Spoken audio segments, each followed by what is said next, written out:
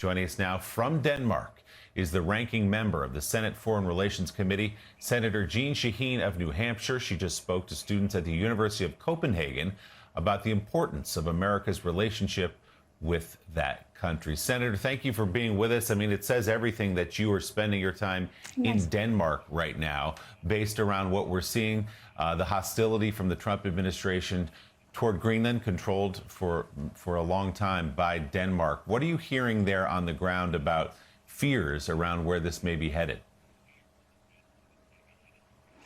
Well, I'm here with a bipartisan, bicameral delegation, and we're here to listen to the people of Denmark. We had a meeting earlier today with the Prime Minister here. The Prime Minister of Greenland was part of that meeting, to hear their concerns about what President Trump has been saying, and to reinforce the importance of the historic relationship that we have with Denmark and with Greenland.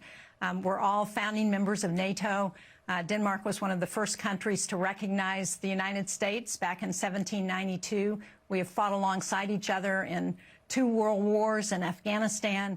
Our soldiers have fought and died together because of the importance of this relationship.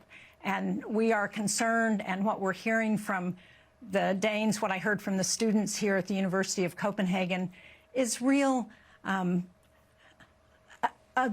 frustration and disappointment and distress over the fact that the United States has been a friend, and they don't understand why Donald Trump's rhetoric has turned, what they perceive as turned on Denmark and Greenland. So it's important, I think, to be here and to continue to focus on the relationship and to let people know that there is bipartisan support in Congress for the relationship, for the continued importance of the participation in NATO, and that what President Trump is talking about in terms of militarily taking Greenland would totally undermine NATO and undermine our own national security.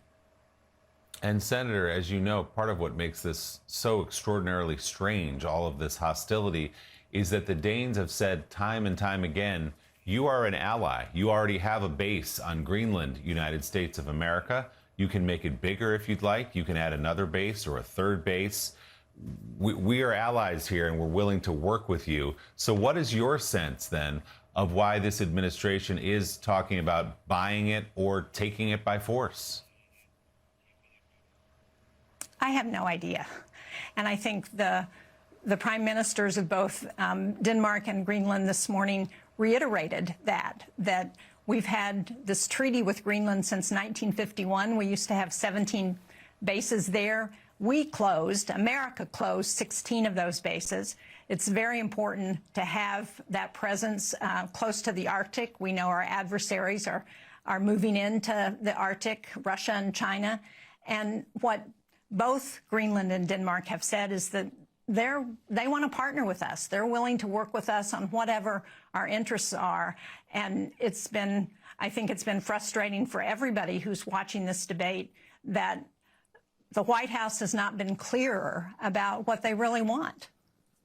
And Senator, even beyond relations with Denmark, let's take a half step back and talk about NATO writ large. We've seen other European countries say they'll put troops in Greenland for security drills, but also perhaps as a deterrent for the United States. And just even if the U.S. does not actually launch a military operation in Greenland, even this talk is putting such strain on the alliance. It would seem to be fulfilling Vladimir Putin's top goal. Sure, he'd love Ukraine, but what he really wants is NATO to fall apart. This pressure could lead to that. Well, absolutely. Donald Trump is playing right into the hands of Russia and China, for that matter, because anything that splits the transatlantic alliance, anything that splits NATO, only benefits our adversaries. And one of the things that is so critical to America's security is our allies and partners. And what this president is doing is antagonizing and alienating the very countries and their leaders that we need in order to help make sure America is secure.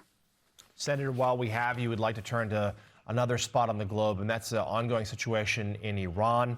Obviously, major protests there for a couple of weeks now. President Trump has talked about U.S. intervention. He has not, to this point anyway, authorized any military strikes. Unclear if he will do. We have reporting that suggests they're still on the table, but unclear if he'll give a yes or a no. What would your thoughts be? Would that be an appropriate use of American force? Iran is weaker than at any time since the revolution. And there are a lot of reasons for that. But what we're seeing right now among the Iranian people is protests because of what's happened to the economy in Iran. People can't afford to buy groceries. They can't afford to eat. The lack of freedom. The first thing that the Iranian government did was cut off access to the internet so that the outside world couldn't see the repression and slaughter that's going on in Iran right now against the Iranian people. So I think letting the Iranian people know that we are concerned about what's happening there, we're thinking about it, but I think we have to be very thoughtful about any military action that we take, because it has the potential to force the government to crack down more on its people. It also has the potential to rally protesters behind the government if they think they're being attacked by the United States. And it's not at all clear how strikes and bombing in Iran is going to help the people who are being attacked by their own government. So I think diplomacy is the first route. We should be talking to the Iranians. We should be trying to build international opinion against what's happening there so we can support the citizens of Iran. Ranking member of the Senate Foreign Relations Committee, covering a lot of ground for us this morning from Copenhagen, Democratic Senator Jeanne Shaheen of New Hampshire. Thanks so much, Senator, for your time. We appreciate it.